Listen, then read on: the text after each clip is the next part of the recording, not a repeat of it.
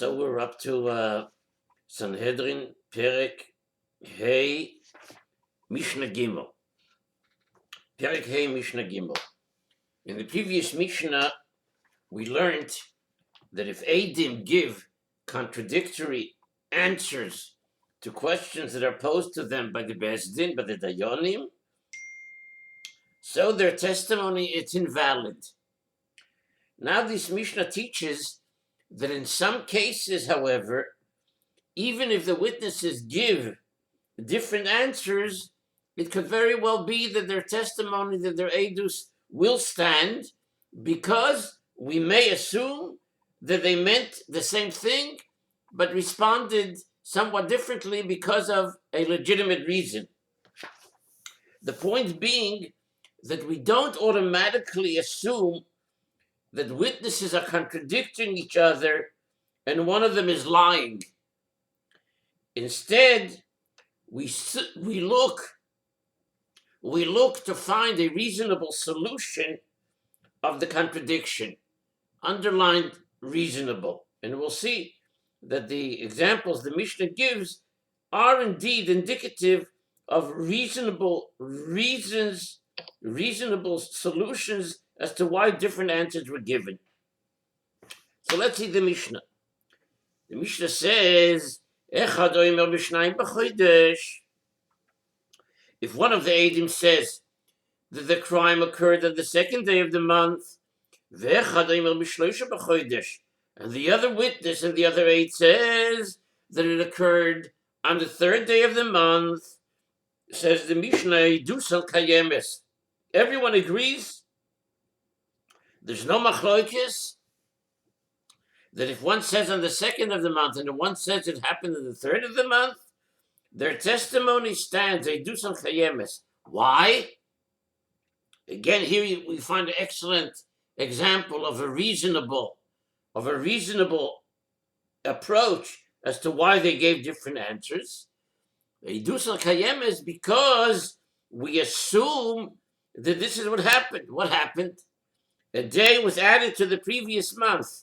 That is, it was a 30-day month, not a 29-day month. So, still in all, one said second, one says the third. The answer is very, very, very logical, very reasonable. The first witness knew that there was an additional date of the month, that the chodesh was me'uba, that it was not a 29-day month, it was a 30-day month. And the other fellow, the other aide, the second witness didn't know that a day was added. He didn't know that it was a 30-day month. And rather, he thought it was, as most, a 29-day month, a 29 days long month. And therefore, when the second witness said the third day of the month, he was referring to the day that was actually the second of the month, which is what the first witness said. And therefore, they are in agreement. They're saying the same thing. One didn't know it was a Chodesh Me'uba. The other one didn't know. So since such a mistake is common, we can reasonably assume that this is what the second witness meant. And we can therefore solve the contradiction of one saying it was the second day of the month and one saying it was the third day of the month. We can reasonably solve the contradiction in this way and allow their testimony to stand and allow for the edus to be accepted by the Beis Din. In the following instance, however, a difference in the date does disqualify the testimony. If one witness said that the crime occurred on the third day of the month, and the other one says that it occurred on the fifth day of the month, then a dusan betela, their testimony is null and void. A difference of 2 days, says the Mishnah, cannot be explained away. We must therefore accept that they refer to different days, which is a contradiction that makes their testimony invalid and therefore unacceptable. Now the Mishnah continues to discuss what happens when witnesses disagree about the hours of the day. About the hours of the day. If one witness says that the crime occurred in the second hour of the day, remember we're not talking about people walking around with watches. People told time by the sun. So one says b'shtei shos, b'shalosh shos, and the other one says it occurred in the third hour. Says the Mishnah, everybody agrees. A dusal kayemes, their testimony stands, is accepted, because we assume that both saw the crime at the same time, and one of them made an honest mistake in reckoning the hour. How is that so? Because Vashetach, in the times of the Mishnah, the olden days, people estimated the time by looking at the position of the sun in the sky. And such errors were very common, says the Tiferes Yisrael. Were very common. So one says b'sholosh. So one says b'shtei shos, and one says b'sholosh shos. We accept it. It's a common mistake. If one says it occurred in the third hour, and the other one says that it occurred in the fifth hour, says the Tanakama, edusan betela. Their testimony is void. Their testimony is unacceptable because a person is unlikely to make such a great error. Such a great error, says the Tanakama. Comes along right away, Rabbi Yehuda says, Rabbi Yehuda Omer, Kayemes, the testimony is acceptable, the testimony stands, even when there is a discrepancy of 2 hours, because people often confuse even the third and fifth hours. Let's keep in mind something here important, that when we talk in the Mishnah about an hour is not referring here to 60 minutes to an hour.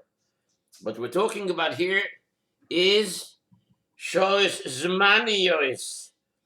An hour is a 12th of the day. A 12th of the day from dawn to nightfall.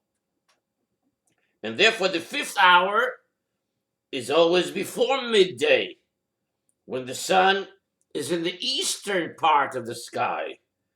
And the seventh hour is after midday, when the sun is in the west.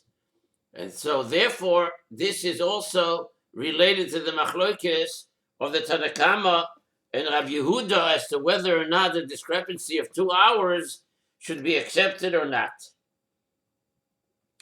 Now, in the next case, everyone agrees that the testimony is void. The testimony is void because as we saw a minute ago, that if there's a discrepancy of 2 hours, there's a machlokes Tanakama and Rabbi Yehuda. In regard to what? Keep this in mind. In regard to if one says sholosh and one says chomesh. If one says sholosh and one says chomesh. So according to the Tanakama, the testimony is rejected. According to Rabbi Yehuda, the testimony is kayemes. But, says the Mishnah, if one says it happened in the fifth hour and one says in the seventh hour, everyone agrees that it's unacceptable, that it's rejected. They do some betela because of what I explained a minute ago. Shebechomesh chama b'mizrach, the fifth hour the sun is in the east. Ubisheva chama b'marav, and in the seventh hour the sun is in the west. And since it is easy to tell the difference between these 2 hours, people don't confuse that with earlier hours. And therefore they must be referring to different hours, which is a contradiction between the two statements that were made, and therefore, Bechomesh or Besheva, we reject. Now the next Mishnah Daled, comes back to the description that we previously were learning about the procedure for capital crimes. We previously were learning Perek Daled, Mishnah Daled. We previously were learning in Perek Daled, Mishnah Daled, about the process, what happens one step after the other in capital crimes. So now the Mishnah continues that. The Mishnah picks up on that theme. After what? What is achar kach? After the Dayanim questioned the first witness, as we learned in Mishnah Aleph, in Perek Daled, so they bring in the second witness, and they examine him with the exact same questions. If the statements of the two witnesses correspond, are consistent with one another, their testimony is accepted. Their testimonies are automatically accepted. If their testimonies, if their devorim, if the story they tell, if the details that they give, if the answers that they give to the drishas v'chakiros are the same. Says the Mishnah. Then, poischin b'zachos. If the testimonies of the Dayanim are consistent, poischin b'zachos. The Dayanim right away open the case with a statement of acquittal. That is, they tell the defendant that if he's innocent, he has nothing to fear because he will be acquitted. That's pshat in poischin b'zachos. They tell the defendant that if he's innocent, he has nothing to fear because he will be acquitted. So now the Mishnah teaches who may make arguments in favor of the defendant and who may make arguments against him. Says the Mishnah, if one of the witnesses says, I have a reason to acquit him, I have reason to argue that he should be acquitted. Or if it's one of the witnesses or one of the Talmidim. Who are the Talmidim? We already learned. One of the students who sit before the Dayanim. They're not actually Dayanim, but they sit in front of the Dayanim, not in the same seats as the Dayanim. We learned about that. In the semicircle, no, they sit in front. They are the Talmidim. They are disciples. They are interning, let's call it. Or Echad min Talmidim, one of the students who sits before the Dayanim, say, also, yesh li lamed al zchus. Or if one of the students who sit before the Dayanim say, yesh li lamed al choiva, I have a reason to convict him, mishatkin oisoi. The Dayanim, the court silences him. A witness may not join the discussion at all. A witness has no business to be involved in the deliberations. You just say what you saw. You just say, answer the questions. You're not part of the discussion analyzing the case. A witness may not join the discussion at all, either on the side of acquittal or on the side of conviction. And the Talmidim, a student may argue only for acquittal, but not for conviction. Why may the Eidim not be part of the discussion? So we're told in the Mefoshim, and the Rav also mentions it here,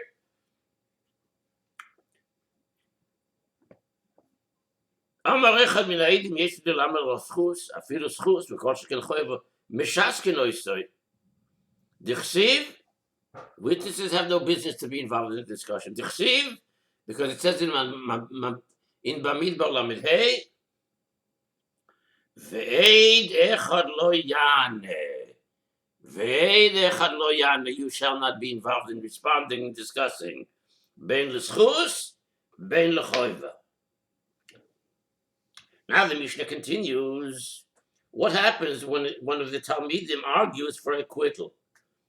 One of the Talmidim says, Yesh li lelamed olav zchus. I have a reason to acquit him.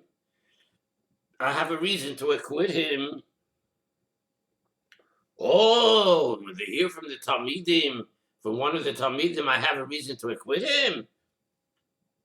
We perk up, we listen, we open our ears. Malin oisoy u'meshivin oiso beineim. The Dayonim bring him up and seat him among themselves so that he can present his argument. He now already sits among the Dayonim. They give him an aliyah. He's coming up the ranks.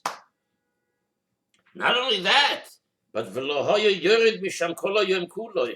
And once this Talmud, once this disciple, once this intern is seated among the Dayonim, he doesn't go down from there the entire day, even if it's no longer necessary for him to be there. We allow him to stay there for the rest of the day because it would be like an embarrassment if we ship him back down, okay, in front of everyone. Okay, you said your case, go back. We have sensitivity. We have a regesh for his feelings. Now he felt good. Now he felt like a choshever. He came up to among the Dayonim. Now you ship him back down? No. Let him stay there for the rest of the day. Doesn't bother anybody. So, lo yored misham kol kuloi. Im yesh mamash bidvorav. If there's something credible, if there's something to what he said, in other words, his argument seems to be valid, it seems to be sound, it seems to be logical, shoymim loy. We listen to him.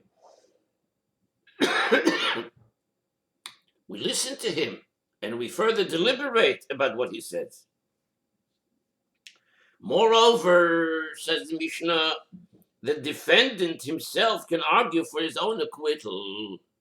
Here's a very important additional statement. That the defendant himself can argue for his own acquittal.